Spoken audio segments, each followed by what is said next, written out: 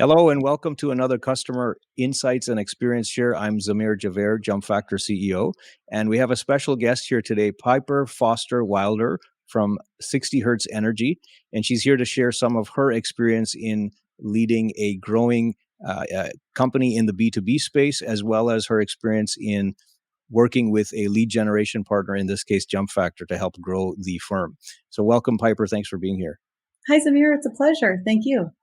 Great. Well, just a little bit of background for some of the viewers here in terms of 60Hertz Energy. So 60Hertz was founded by Piper in 2017, and it was one of the first microgrid maintenance software firms. They raised some venture capital, and over time, as the market evolved and changed, there was a need to pivot into some different industry verticals and sectors. And so they've been able to do that effectively and essentially expand their target market. Piper brings a background of over 15 years in a varied roles in the renewables and energy space, and also has some experience working in an IoT company. So lots of unique experience and perspective here. But perhaps, Piper, it would be great to hear from your side. What does the firm focus on, and what are some of your responsibilities and objectives there? Sure. Thanks, Zamir. And again, it's a pleasure to join with you today. So 60Hertz Energy is a computerized maintenance management system software. We're a CMMS, which really means work order management. Our software, our mobile app, is often in use by someone standing directly in front of an inverter or a battery energy storage system. As you mentioned, we began with microgrids. Microgrids are a kind of distributed energy resource, but our market in the last 3 years has expanded to touch solar assets at every scale, battery energy storage systems, even standby diesel or backup diesel generation. What's interesting to us is ensuring that maintenance personnel achieve their full potential and that clean energy assets achieve their full useful life. At 60Hertz, my job is everything from keeping an eye on the key metrics for the company. I love sales, hearing the voice of our customer and ensuring that our product is evolving to specifically delight and serve their needs. And then naturally interface with my co-founder, Tanya James, as she wears the product hat for the company. And we continue to think about what to build for our customers.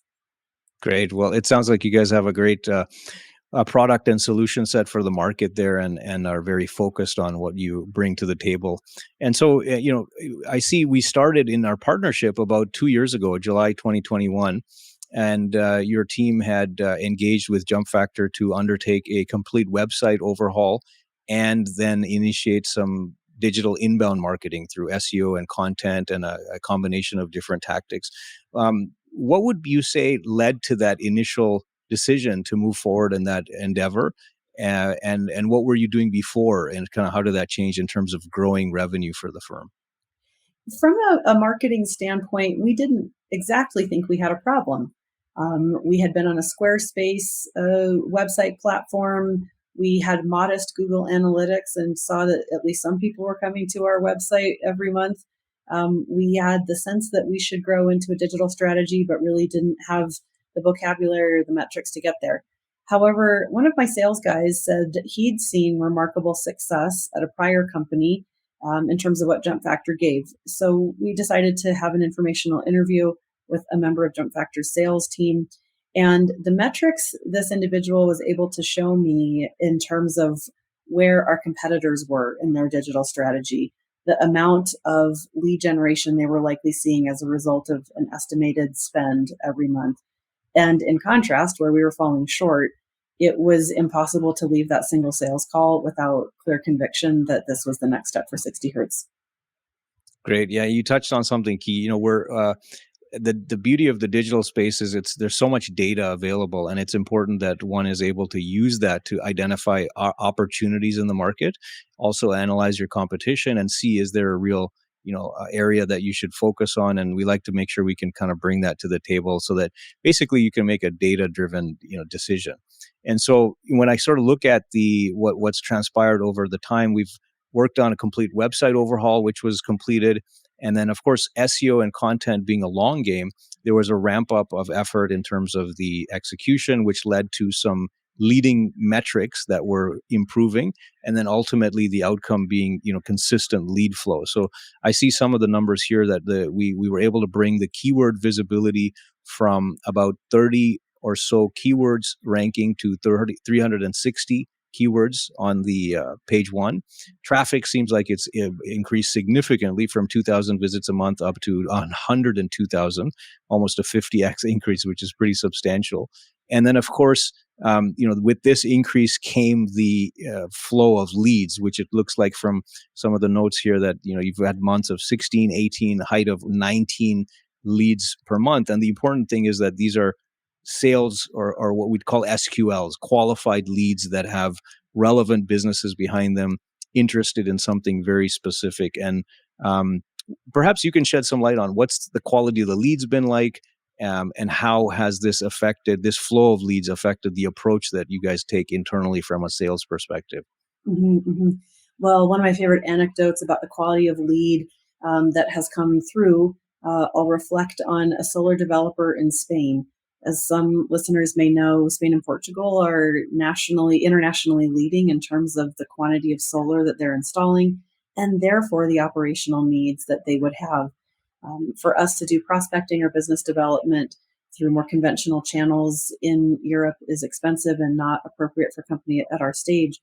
However, thanks to the positioning, to the actionability of our website, to the kinds of click-throughs that are available on 60hertzenergy.com now as a result of the Jumpfactor activity, we were able to secure at least the initial conversations with one of the largest solar developers in Spain. That deal is currently being worked through our channels, and we think our product stands a competitive chance to winning this business. When I think about the other leads that we're getting, or even our ability to see the companies that are coming to our website and in time determine who specifically from that company likely was investigating our solution, we feel really excited. The other thing about maintenance software is that people tend to start Googling for a solution when they're having a problem. It's the kind of software that has a very direct relationship to the timeliness of the inquiry, to the height of the need. And so that's why being visible on page one of Google is so important. Another great victory over the last year was getting not only on page one, but fairly high ranking on page one the utility asset management software. We're climbing up further and further on page one for solar asset management software, and that's the important piece. Very few prospects will look to page two. We need to be visible right up front, and we're seeing that take place. Yeah, that's key. What you just mentioned there, it's one thing to get some increased visibility, but nowadays, even with the mixture of ads and different placements on the first page, you really need to be in the top 3 to 5 positions. And the difference between, position 1 or 2 versus 6 or 7 is not just a slight increment. It can be a 5-fold or 10-fold increase in traffic. And really that's where we try to focus, is identifying the high quality bottom of funnel buyer type queries, and make sure that we're pushing constantly to get on the top front. So that's great to see. I do see that we are ranking at the top for a number of those, and we seem to have a good path to increased. Obviously, as you mentioned, pipeline building. It looks like a lot of deals have kind of come through that are being worked on, and that pipeline is sort of growing with this recent example of the large developer in Spain. Perhaps we can shift gears to some of the engagement in terms of working with the team. Obviously, that's a big component as well, having the comfort and reliability and responsiveness. How have you felt that has been in terms of your engagement with the Jumpfactor team from a project and account perspective? Certainly easy to be positive about this, even to the point of staff augmentation at moments. The feeling that our counterparts at Jumpfactor are right in it with us, that it's not an arm's length or sort of dispassionate concern about 60 Hertz, but they are actively evolving a strategy with us, identifying things we wouldn't know to ask for, like ensuring that our Google business listing is working, getting in the trenches to solve very thorny problems. For example, our website and domain renewal, hosting was tangled, and that took a lot of very specific action on the part of Sabir Daya, our counterpart, to get in the trenches and unravel this tangle last fall, which we greatly appreciated. Similarly, with an eye for the future, looking at metrics, understanding what we're seeing in our metrics. This is an educational component. I want to just reflect on the educational piece because this corner of activity for 60 Hertz has become very interesting for me, and naturally is a natural hand in glove for the sales work. Being close to marketing is important in my domain of responsibility. And so I thought, well, I'd like to learn more about how all of this, how digital is advancing, and even looked into some coursework at Harvard Business School, thought about attending an executive seminar, but unfortunately realized that I was learning more from our weekly Jumpfactor calls than the curriculum that they had available at that course. Sorry, Harvard. But it was, again, we're learning a lot. As I've said to many colleagues, this is so much more. Today's digital marketing and digital lead generation is so much more than having a blogging strategy. It's so much more than having sort of a sense of SEO. This is really the engineering behind being found, and it's more than we would have the domain expertise on staff to accomplish or could understand on our own. Right, right. And yeah, it's I appreciate you sharing that. It's interesting. We've had a number of comments from clients, and we do tend to bring some of the top talent into our team. We focus on bringing T-shaped marketers that work in pods behind the accounts and strategy team. And we feel that when you kind of bring all the specialists together, you get the best mix to drive everything forward. And it's not uncommon that many of our clients have shared similar sentiment that they're learning so much, their team is growing and upskilling, so there's a benefit there from a kind of HR perspective. But this comment about you found more value than what was apparently going to be taught from Harvard. It's interesting because a lot of the schools tend to digest and publish content and in this field that by the time it gets into the hands of students, it's outdated. This field is moving so rapidly and quickly that we essentially have to constantly be testing. There's some element of R&D, and then we're bringing to the market immediately tactics that we're finding are working. And unfortunately, the time lag that it takes between documenting and publishing that into a course in school, in oftentimes it's irrelevant by then, or it's changed drastically. So we find that a lot of our talent is they've just come from hands-on experience. They've done a lot of it, been there, done that. We don't particularly necessarily look at, hey, what degrees have you done? It's like, what results have you achieved? What are your strategies and tactics? And so that's a heavy focus that we bring, and I appreciate you calling that out. Any other major benefits that you've seen from Jumpfactor in terms of, deliverables or thought leadership or whatever else has kind of been helpful to the firm? Sure, sure. Well, again, from the strategic standpoint, as so Jamila, one of our associates at Jumpfactor, who leads the quarterly strategy work, has helped us identify from a paid standpoint best practices. So really managing us as we've brought great ideas, which whenever the CEO says she has a great idea, that can often also be a bad idea. And tests are things that I think are important.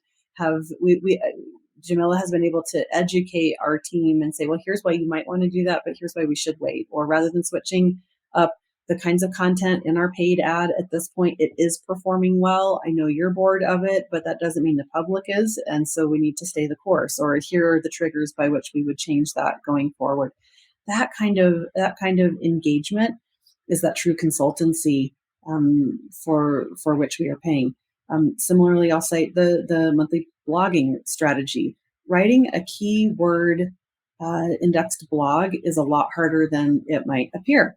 A member of my team does it. I pitched in because I wanted to understand what that effort was and why it was taking her 8 hours to accomplish a keyworded blog, and it took me 10. So I had new perspective on what it means to really write for not just your reader, but write for an algorithm. Right, right. Yeah, those are some key pieces. And, it's always better to do the fewer deliverables or outputs better at the best standard than just cranking out volume. And that's one thing we always focus on, especially which I think is in contrast to some other agencies out there where it's a lot more focus on, X number of pieces of content or links, which ultimately don't necessarily perform. The approach, I think, needs to be a little more quality focused. And so, in that regard, when for other viewers out there, let's say it's a B2B company looking to step on the gas for growth, they obviously have many different options, hiring individuals in-house, contractors, freelancers, as well as agencies. And there's different types of agencies, multi-channel agencies. There's also digital industry-focused agencies. What would be some recommendations that you would have to help maybe somebody in this type of situation in their selection process? What should they kind of look for when trying to find or decide on which partner to go with? Well, this is one of my favorite topics to be an evangelist about with other startups and other tech companies that are partners, and I can tell that their websites may not be performing as well as they could be. So, the first thing I'd like to reference is really to encourage folks to vet for an engineering level of thinker, level of standard. That this is likely we're looking for a digital firm that has that engineering standard, a real science and metrics around the output and the deliverables. That's different than being a good writer. That's different than being a good graphic designer. Those tools are also important, but what we're seeking is really that engineering standard.